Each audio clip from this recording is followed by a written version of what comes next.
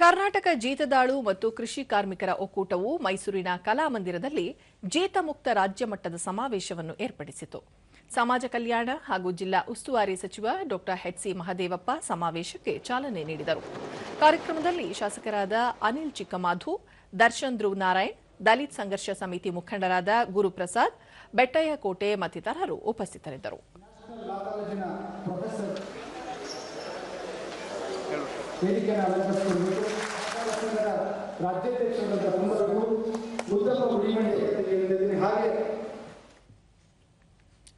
ಬಳಿಕ ಸಚಿವರು ಜೀತ ಪದ್ಧತಿ ಎಂಬುದು ಅಮಾನವೀಯ ಕೃತ್ಯವಾಗಿದ್ದು ಮಾನವ ಹಕ್ಕುಗಳ ಉಲ್ಲಂಘನೆಯಾಗಿದೆ.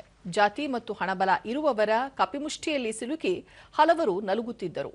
ಜೀತ ಪದ್ಧತಿಯಿಂದ ಅಮಾಯಕರನ್ನು ಮುಕ್ತಗೊಳಿಸುವ ಭಾಗವಾಗಿ ಅಂದಿನ ಪ್ರಧಾನಿ ದಿವಂಗತ ಇಂದಿರಾ ಗಾಂಧಿ ಅವರು 1976ರಲ್ಲಿ ಉಳುವವನೇ ಭೂಮಿಗೆ ಒಡೆಯ ಎಂಬ ಕಾನೂನು ಜಾರಿಗೊಳಿಸಿ ಹಲವರನ್ನು ಜೀತ ವಿಮುಕ್ತರನ್ನಾಗಿಸಿದರು. ಜೀತ ವಿಮೋಚನೆಯಾದವರಿಗೆ ಸರ್ಕಾರ ಪುನರ್ವಸತಿ ಕಲ್ಪಿಸಲು ಬದ್ಧವಾಗಿದೆ ಎಂದು ತಿಳಿಸಿದರು.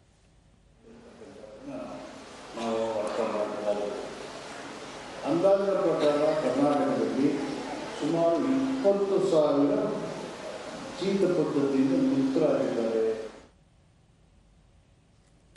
ಉರಿಲಿಂಗಪೆದ್ದಿ ಮಠದ ಪೀಠಾಧ್ಯಕ್ಷರಾದ ಜ್ಞಾನಪ್ರಕಾಶ ಸ್ವಾಮೀಜಿ, ಜೀತ ಮತ್ತು ಜಾತಿ ಇವೆರಡೂ ದೇಶದ ಆಂತರಿಕ ಹಾಗೂ ಬಾಹ್ಯ ಶತ್ರುಗಳು.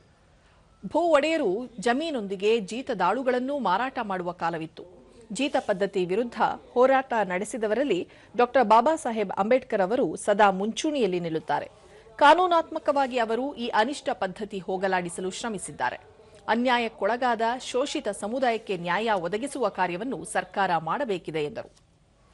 ಅದಕ್ಕೆ ಅಂಬೇಡ್ಕರ್ ಎಚ್ಚೆತ್ತ ಸಮುದಾಯ ಆಗಿ ಜಾಗೃತ ಸಮುದಾಯ ಆದರೆ ಜೀವಂತವಾಗಿ ಇರ್ತೀರಿ ಅಂತ ಅಂಬೇಡ್ಕರ್. ರಾಜ್ಯ ರೈತ ಸಂಘದ ಅಧ್ಯಕ್ಷ ಬಡಗಲಪುರ ನಾಗೇಂದ್ರ ಜೀತ ಪದ್ಧತಿ ನಿರ್ಮೂಲನೆಗೆ ಕಾನೂನು ಜಾರಿಗೊಳಿಸುವುದರ ಜೊತೆಗೆ ಪುನರ್ವಸತಿಯ ಬಗ್ಗೆಯೂ ಕ್ರಮ ವಹಿಸಬೇಕು ಎಂದರು.